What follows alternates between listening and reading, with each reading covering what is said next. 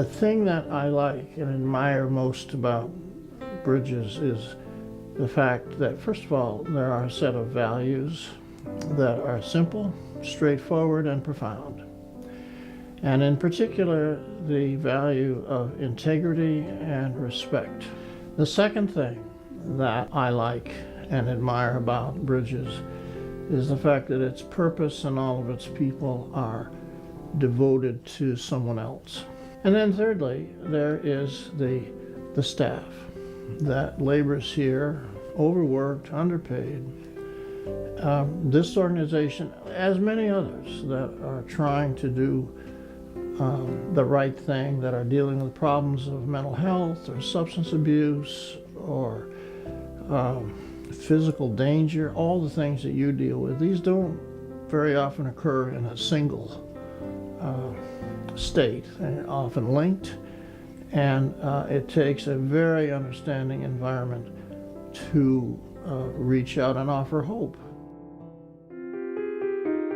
The day that I came to Bridges was a very unusual day for me. To me, it feels like the last day of the rest of my life, and my life will be changed forever since that day. I had got up at 8:30 in the morning to go to a trial. The trial was for a man who had killed my granddaughter 13 years prior.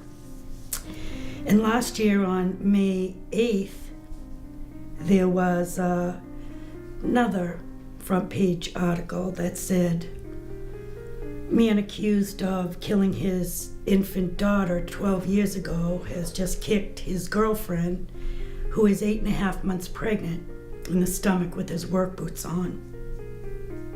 It just hurt me badly that another baby had died because of him. And through that investigation came my granddaughter's casket out on Channel 9, all over the internet. Everywhere we went, people kept looking at us, and we became the victims again. It bruised Amanda on 3 or 4 occasions that we found through her autopsy. She had 5 major bruises in her head, a broken femur bone.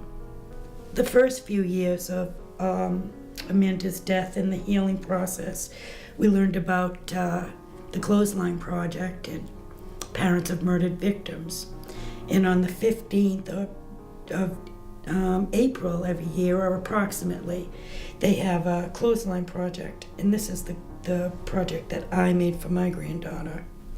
And it's wonderful to see. I haven't seen it for a while.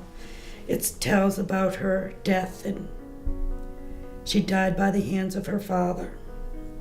She was 6 weeks old. And it is in black and white what really does happen to people. It's not once in a while. It's much, much more than that.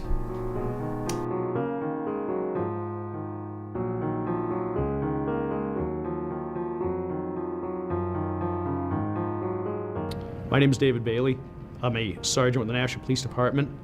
I'm currently assigned to the Domestic Violence Unit as the supervisor, which is part of the Legal Bureau here at the Nashua Police Department. Along with myself in that unit, there are 3 officers who are trained as domestic violence specialists and a victim witness advocate. One of the things that we do is whenever we have a victim of domestic violence, per state law, we have to issue them their rights, and it's issued by the police department. The name Bridges is on there, along with the contact information, the phone number.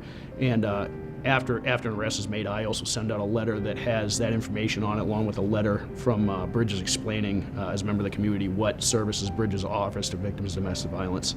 We refer all of our victims of domestic violence in this community to Bridges. I'm a mom of a 15-year-old daughter who was involved in an abusive dating relationship. She was in middle school and then in high school. We tried very, very hard as parents to get her out of a very difficult relationship.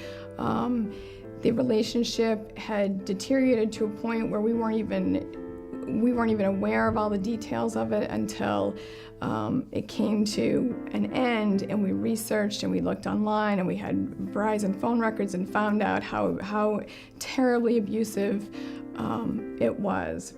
So when they brought the police in, they referred us to Bridges, and that's how we ended up needing some. I had gotten her some private counseling, so she was seeing a private counselor, but the Bridges resource, I think in the end saved her life because she talked an awful lot. Her self-esteem was so low. The place that she was at was so bad that she needed somewhere to come almost on a daily basis. We would come after school, she would just fall apart because of the daily or the 24-hour support that was here whenever she just really, you never knew when she really needed the help, but when she was very good at communicating it. So when she did, I said, we'll just go down to Bridges and we'll find somebody to talk to. And we talked to many different people. We needed somebody here that understood her issues and understood where she was at and understood specifically the abuse issue versus the general, I'm just an upset, unhappy teenager.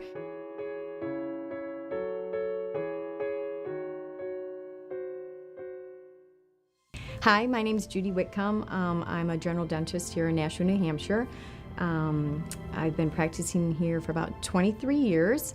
After touring Bridges, it became apparent to me that we're very lucky in Nashua to have such a facility there that's available to help families that are in transition. After that, Pam approached me about providing some dental treatment for some of the clients there that were not as fortunate to be able to go out and seek that on their own or afford dental treatment. I met a nice young lady, was able to restore her smile, give her back some of her self-esteem. Hopefully this will open doors for her for new opportunities in her life and feeling better about herself. We have really focused over the course of the agency on collaborations. That has been all the more true this year than any other year. We can't do this work alone, and we're finding that we're really, really working closely with the police, the Child Advocacy Center, prosecution, therapists, many, many therapists in the community, the hospitals, the sexual assault nurse examiners, the legal system. We are really reaching out and asking for support and help from our community collaborators in order to do the work. We cannot do it alone, and it's at times overwhelming. I don't believe the numbers can paint a more dire picture for victims of domestic violence in this area. The National Police Department easily responds to at least 2,000 calls a year for domestic violence. Of those, we're generally right around 700 arrests for crimes of domestic violence and/or sexual violence. That's an extremely large number. There's definitely a need to have an organization out there that can try and bring closure and help these people get through what they're dealing with in their lives, whether it's domestic violence or sexual violence, so that we're not seeing the children today that are witnesses to crimes of domestic or victims of crimes of domestic and or sexual violence later on become the perpetrators, and they themselves are now adult victims and or perpetrators of domestic and or sexual violence. One trend that we've seen more recently at the Child Advocacy Center is sexually reactive youth, or children acting out on children. And pretty much what that means is a child who was abused when they were younger, most of the time didn't get the help or the services that they needed, and as they're growing older, usually hitting, adolescent, like teenage years, they're starting to act out on younger children as well.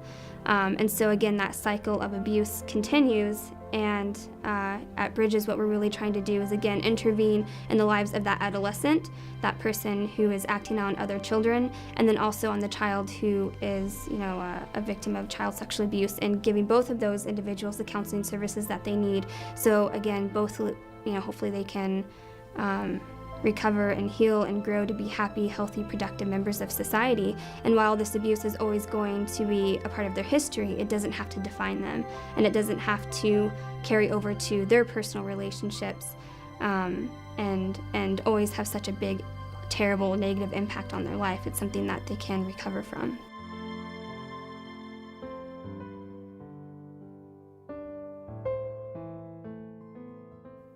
There's no other reason for this organization to exist except to reach out to people who often, through no fault of their own or circumstances they cannot control, find themselves either in fear of their lives or out on the street or worrying about children without any kind of support or the resources to do that.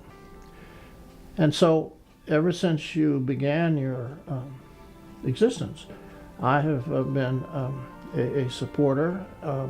I became quite aware of the activities and the need here when I was in the Senate for a whole host of reasons.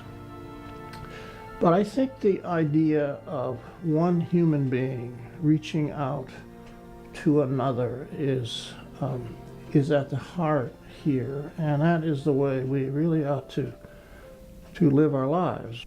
This is hurting our society the way it is now. And I feel that especially this year, we just have to sit up and take notice. Without Bridges Services, we would have had a much more difficult time getting through our court dates and her daily life. And today she is, a junior in high school. She's happy. She's an honor student with more friends, and she's just happy and healthy and tries not to focus on the past. But without Bridges, I'm not sure we would be in that situation today. They helped her through a very difficult time and showed her that she could be who she is today, and that's a person who has become healthy and now looks to help others and educate others on how domestic violence can be a part of teenagers' lives and high school lives, and it's just a different situation for us today. We've been fortunate in the past year to have some stopgap money to be able to carry us through for the next year or two. I'm really nervous about what happens when that money runs out for Bridges, for this community, for our partners. We provide a really valuable service, and losing this money without having something in place could mean potentially losing 3 staff and maybe an office for us. I can't even imagine that happening and what it would do to the survivors in our community and the burden it would put on other systems. Not only, we work with other partners to help survivors to navigate the system, to get their needs met, to be healthy and well. We also rely on the community to help us in supporting our agency in volunteering and financially, whatever way that they can. And now more than ever, we are needing our community support.